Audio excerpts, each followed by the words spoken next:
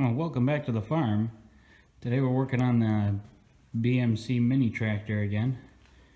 We're going to take the axle shaft out and weld up the gear teeth on it. And I already removed all the brakes out of the cover here, and this should come out with a little either prying or pulling. Now that seal in there, that's about the size of the same size as the gear behind it, so that should all come right out. Then we can weld up the tooth on it and grind it to the same shape as the one on this little stub shaft here, the final drive shaft. Let's see if we can get that out. Well, now we have the shaft out. As you can see, there's quite a bit of damage in there. That tooth is half worn out. That one's completely gone. That one's half worn out too. And then that one's got a big chip in it right there. So that's going to take quite a bit of welding and shaping there to get it back to normal again.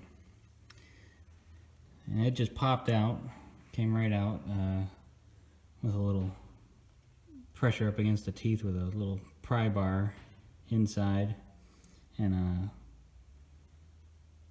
slide hammer on the outside, kind of wrapped around this, pulling it out. Now this is the seal.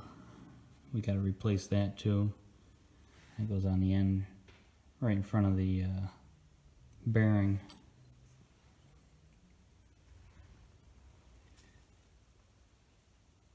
Yeah, so that's going to take quite a bit of welding and shaping. Get it back to normal. That's why every time you rode on it there, you feel it kind of jumping on this one side. Well, upon further inspection, it looks like this has been welded up before and ground down a few of these teeth here. You can see the pitting in it from the weld, and they're really, that one's really cut in there. Got a big groove in it right there. But you can see somebody went down through here with a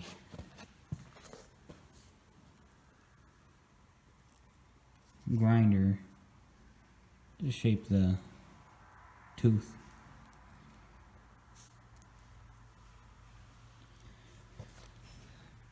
So we'll probably weld it up, but I'll look online for a new one.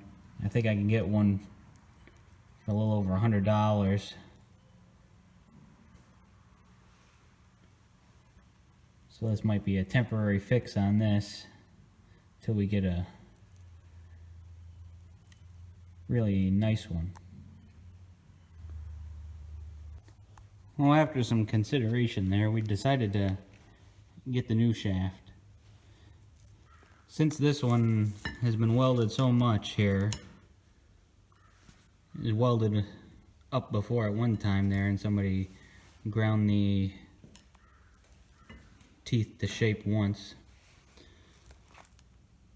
So we wanted something that was going to be nice and solid.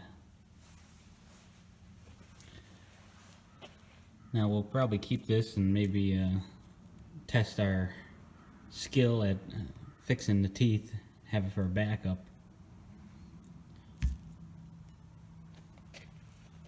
But for now there, we'll put in a nice new axle. Now the only thing that's different on these, between the new one and the old one, is the length of the splines that go into the center of the axle. On the old one it was shorter on the left hand side axle, and the reason why it's longer is that on the right hand side axle there's a differential lock that slides on the splines. So I guess they decided just to use the same one for both sides now to make it easier, so you don't get mixed up when you need. So we'll put that back in. There, now with the shaft and bearing back in, we can degrease or de-oil the brake pad. The inner brake pad was the worst. We have a new one, most oil soaked, and we'll put the new seal on the end here too. Goes in there because it was leaking some oil, as you see. So we'll put the new brake pads in, and we'll put the side cover on, and we'll fill up the final drive here to the proper level and put the wheel back on. Then it'll be good to go. Well, I just installed the oil seal there. Made sure it was all in there nice. And I had to clean out down in there. There's a lot of shavings off of the teeth that were ground down.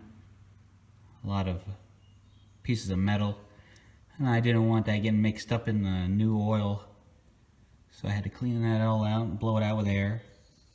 So now we'll choose the best brake pad there is and put the new one on the outside that we got. Put the cover back on and put the wheel back on.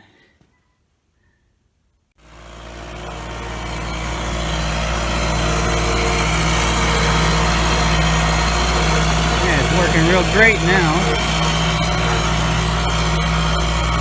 No more lurching forward with the that one side. Yeah, it's gonna be a pretty good tractor.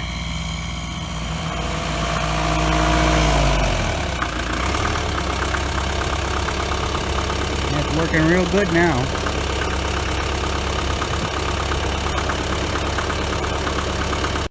Just a few other little minor things to touch up. Not too bad. Could use a nice paint job on it. Well, that's all for now. Thanks for watching. See you in the next video.